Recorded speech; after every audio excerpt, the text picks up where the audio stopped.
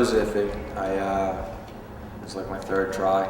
Yeah, so it took a while to walk through the door. Yeah, I think it's more of that ego, you know, accepting help, learning how to be, you know, the proper father. No one really wants to sit there and admit it, that they need help, you know. But yeah, I'm glad I came today. Today was my first group, and I liked it. I'm gonna be back. And, you know, we had talked earlier about, you know, the ways people are brought up and they're not really taught the right things, you know. Like I was saying earlier, someone asked me, how did I learn how to be a father? Well, just doing the exact opposite of what I was brought up, you know, and it really doesn't get too far, you know, so I'm really looking forward to this group.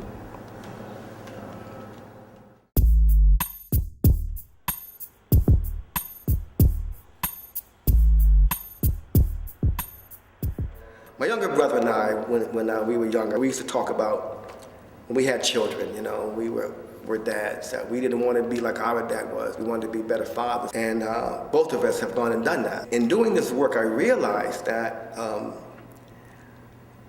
I think what I'm doing is I'm helping families to become the family I wanted. You know, I'm helping men to become the father that I wanted in my own lifetime.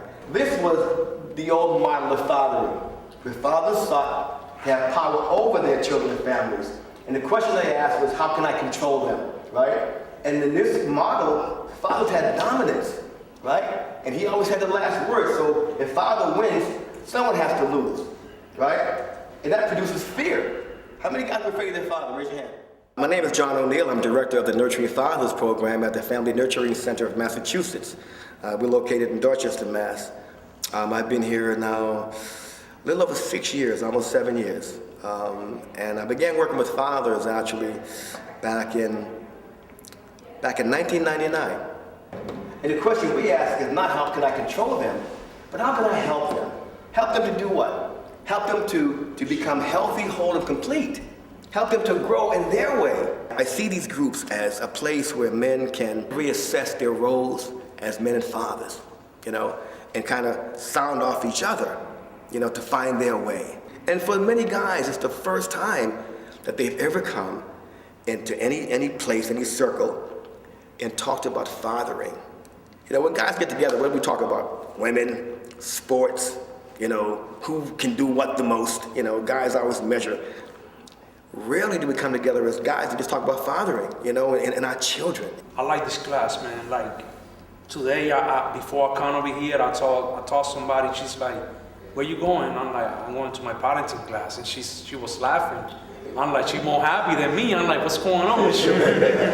She's like, oh, I never did that in my life. I'm like, yeah, but I'm doing it, you know what I'm saying? Now I know how to talk to my son, how to, you know what I'm saying, disrespect him and all, and stuff like that. So that made me a better father. And that's what I'm here for. One of the biggest things that I could probably say that I learned here was patience. And, you know, I've been going through fighting for visitation for my daughter now for almost 9 months. And it takes patience. It does. And just over this past 10 weeks, I'm actually on a verbal communication with my kid's mother, where we don't argue. We agree now on a couple things, which is huge. I know we talked about that today. You know what I mean? I got court coming up March 7th, and she's agreeing with me on a visitation schedule. Wow. Everybody in here got something. Some people's is worse, some people's is less worse, whatever. So I think that's helped me to see just the able to relate to everybody going through it, whether it's the course or DCF and all that. So that's helped me out a lot, and it's helped me to really pay attention more as a father to how I father my son, not just act and respond if he's bad. Oh, come here, you know, it's like, I remember John said, don't hit him.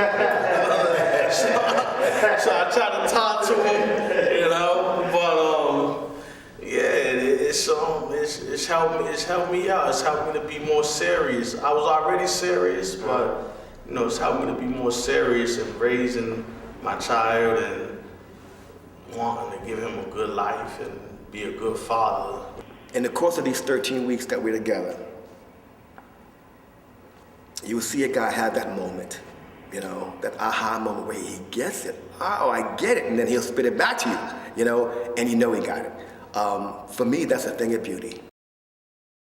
I was at DHS, and they were walking by with my son, and I was in one of the little rooms, and I was screaming, flipping out, and I just couldn't understand what they were doing, how they were taking my son from me.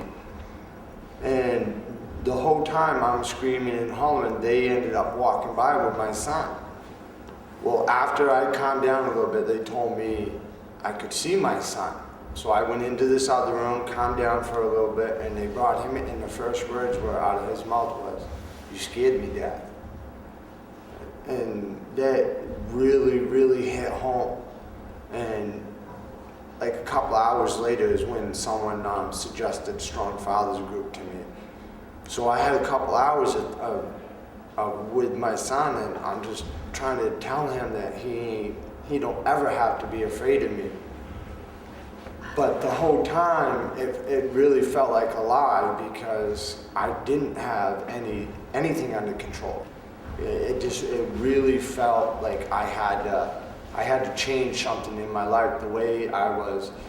And if you were to ask anybody, they would just say I was a great father. But behind closed doors, was I really meeting my child's needs? And every time me and her fought, he would run. And I figured he was just running because it was loud and stuff, but really it was, I scared him. And that wasn't, for me, it didn't sit well when I realized and I had to face, you know what I mean, what I did.